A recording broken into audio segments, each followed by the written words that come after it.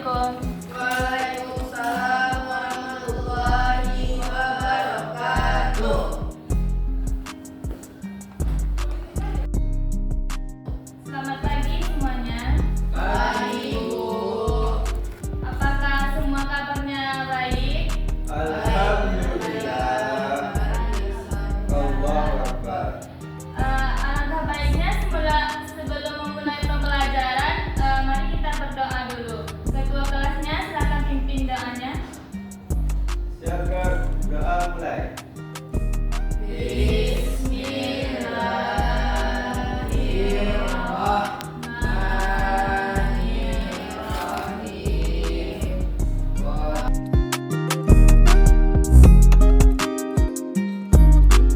Baik, sekarang kita akan mengambil absen terlebih dahulu.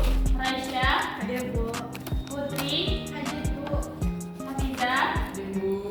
Al-Fadli, Akhir Bu. Al-Fikri. Kapan lagi Bu? Apakah semua hadir?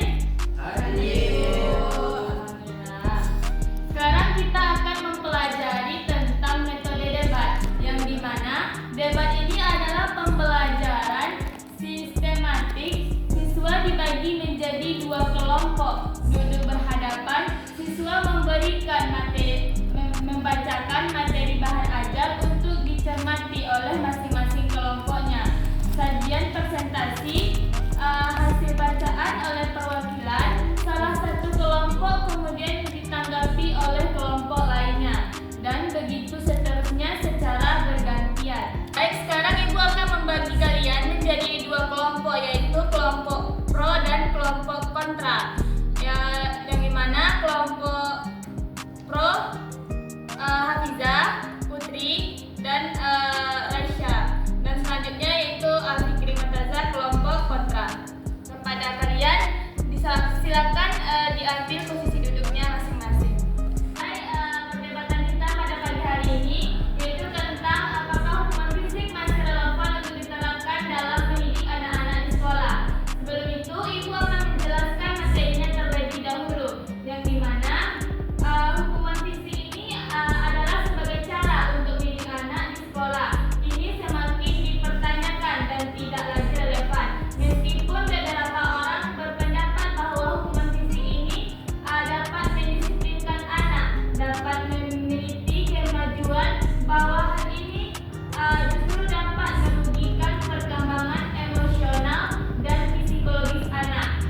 Dan hukuman fisik ini bisa menyebabkan trauma, menimbulkan rasa takut, dan menurunkan rasa percaya diri bagi anak.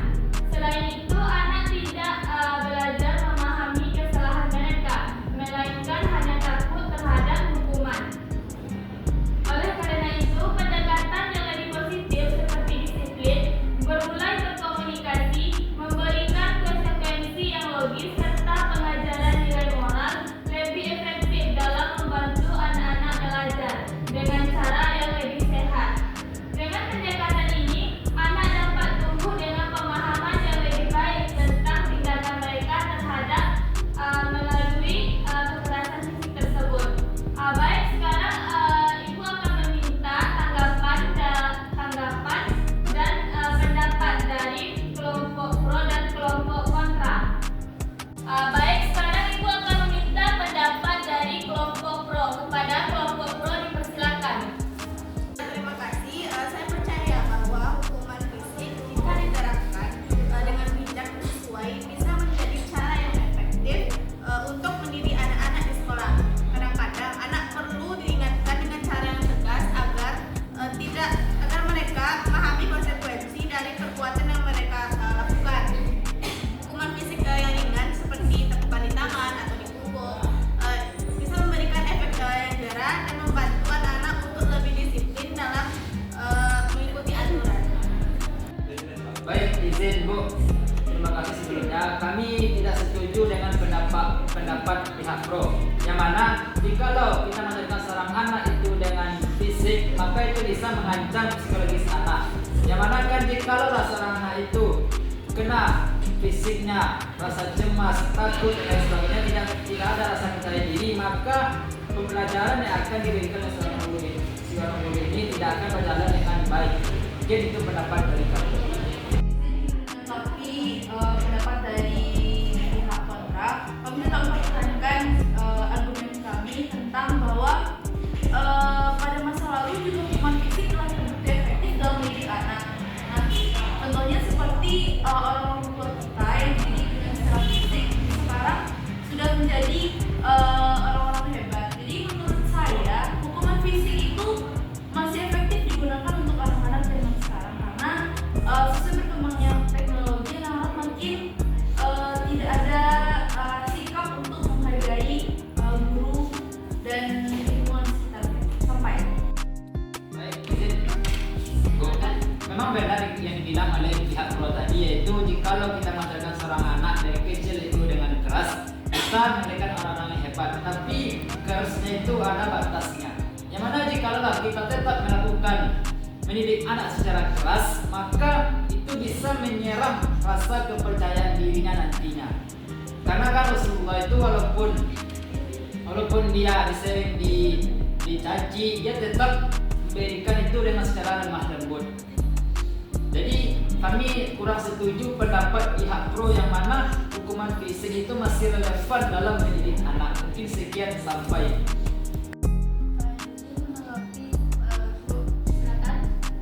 Tapi bukankah ada anak-anak yang memang membutuhkan pendekatan yang lebih tegas?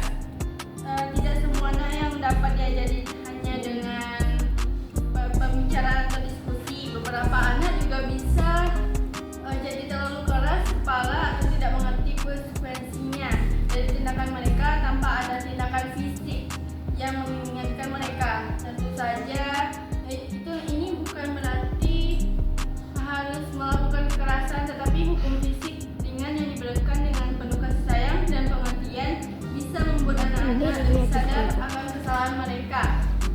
Sampai. Baik, izin Bu. Sekali lagi kami menegaskan bahwasannya hukuman fisik itu masih tidak relevan dengan dalam cara kita mengajar. Yang mana dengan kita memberikan hukuman fisik itu bisa merusak antara hubungan anak dengan guru. Di rumah itu bisa merusak hubungan antara anak dengan seorang orang tuanya. Anak yang sering mendapat hukuman bisa jadi tidak lagi merasa aman atau nyaman di lingkungan. Yang mana itu dia merasa cemas, kena mental. Mungkin itulah kenapa kami masih mempertahankan argumen kami bahwasanya hukuman fisik itu masih tidak relevan dengan pelajaran pada saat sekarang ini. Mungkin sampai itu. Baik, menanggapi atas argumen yang telah diberikan oleh pihak kontra, saya mengerti bahwa pendekatan yang berbasis kasih sayang itu penting. Namun saya tetap berpendapat bahwa hukuman fisik itu perlu dilakukan, tapi dengan bijak. Karena hukuman fisik bisa menjadi bagian proses pendidik yang sangat efektif. Dan misalnya ini di beberapa daerah dan budaya,